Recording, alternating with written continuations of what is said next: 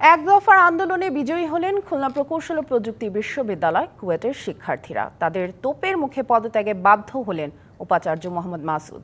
পদত্যাগ করেছেন উপ উপাচার্য এস.কে শরীফুল আলমও। কোনো বিশ্ববিদ্যালয়ে যদি স্বৈরাচার আবার মাথাচাড়া দিয়ে ওঠে তা প্রতিরোধের ঘোষণাও দিয়েছেন শিক্ষার্থীরা।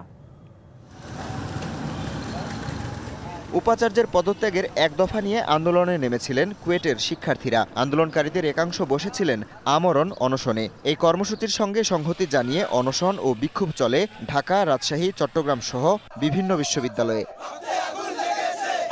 ভেতরে বাইরে অনেক নাটকীয়তার পর শিক্ষা মন্ত্রণালয়ে পদত্যাগপত্র জমা দেন উপাচার্য মোহাম্মদ মাসুদ। পদত্যাগ করেছেন উপ উপাচার্য এস.কে শরীফুল আলমও। ভিসি প্রভিসির পদত্যাগের প্রক্রিয়া শুরু হয়েছিল বুধবার রাতেই। খবর পেয়ে ৫৮ ঘন্টার অনশন ভেঙে ক্যাম্পাসে উল্লাস করেন আন্দোলনকারীরা। এখন যে কোনো ব্র্যান্ডের পুরাতন এসি বদলে নতুন ওয়ালটন এসিতে উপভোগ করুন 25% ছাড়। ২ মাসেরও বেশি সময় আন্দোলনের পর শান্ত কুয়েট ক্যাম্পাস। আন্দোলনকারীরা বলছেন, আগামী দিনেও কোনো বিশ্ববিদ্যালয়ে যদি স্বৈরাচার আবার মাথাচাড়া দিয়ে ওঠে, শিক্ষার্থীরা প্রতিরোধ করবে।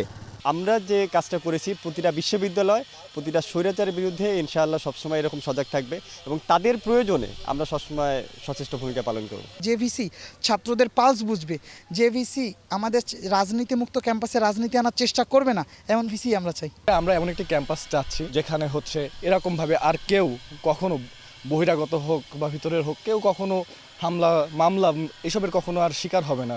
১৮ ফেব্রুয়ারি কুয়েটের ছাত্র রাজনীতি বন্ধের দাবিকে কেন্দ্র করে সংঘর্ষের ঘটনায় শতাধিক শিক্ষার্থী আহত হন। ঘটনার জেরে ৩৭ শিক্ষার্থীকে বহিষ্কারও করা হয়েছিল। এর প্রতিবাদে এক দফার আন্দোলনে নামেন কুয়েট শিক্ষার্থীরা। DBC news desk.